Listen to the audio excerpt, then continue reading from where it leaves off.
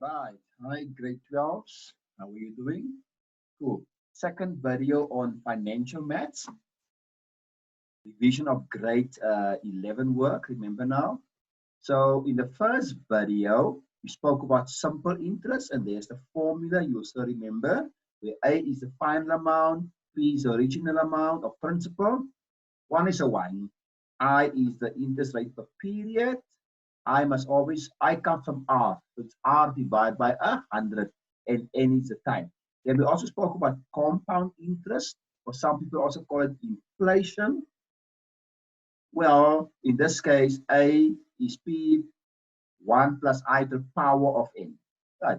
So those are the two formulas we discussed in the first lesson. Today's lesson, we're going to look now at the opposites. Again, straight line, but this time the formula with a minus. And we call it straight line depreciation. Because depreciate means it goes down. So there's a minus there now, guys, right? And the same with this one here. We've done this before, but now this time it is a minus. So this one we call reducing balance depreciation. So in other words, in the first two, the values went up, it appreciated. In these two, they go down, they depreciate. So that is the big difference there. Then in the third video, I will do effective and normal interest with you. Not in today's video, but in the next one. So in other words, people, straight line depreciation, what do I mean by that? Something depreciates. Examples, like your assets, for instance, can lose value over time because of wear and tear. If you use something like your car, for instance, right? Your car's value will go down, or your laptop, your computer. There's so many examples I can mention. The older the equipment gets, the cheaper it becomes. In other words, it's losing its original value. That's what we mean by depreciation. I hope it is clear to you. Now, depreciation is calculated exactly like interest. But the only difference is, people, that, like I said, we have a negative there. So straight line depreciation is the one with a negative. And if I can do a graph on it, it is a straight line graph, but running to the left. Remember, appreciation runs in the opposite direction. This one runs in from left to right. That means it depreciates. Let's do an example. Sandy buys a printer for 4,000 Rand and she sells it 3 years later for 2,200. So already you can see it depreciated.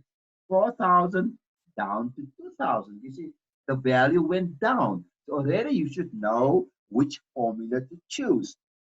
Calculate the annual rate of depreciation if the straight line method is used. So now you know exactly which formula to choose.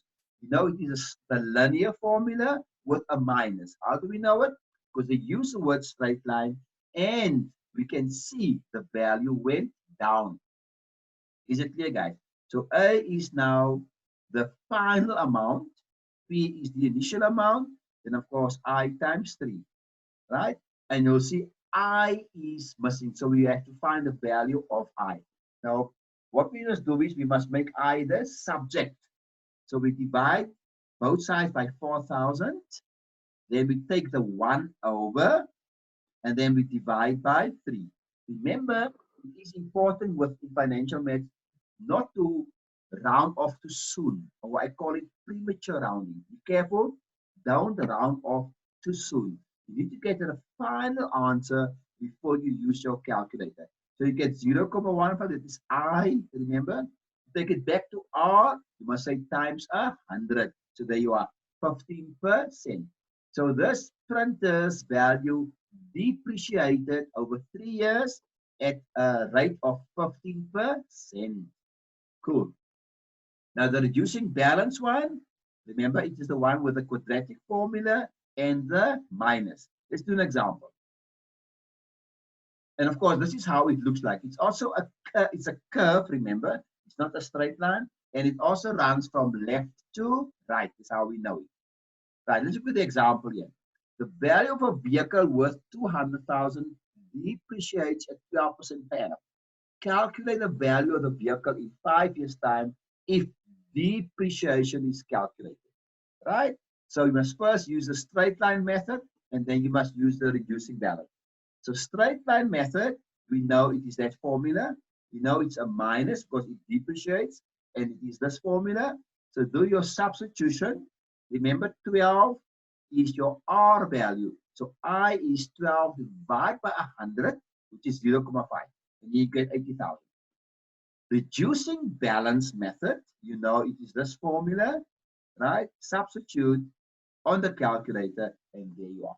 Okay, so in the next lesson, like I promised you, we will do, of course, the last part of the grade 11 work, which of course is called effective and nominal rates. I'll do that in the third video.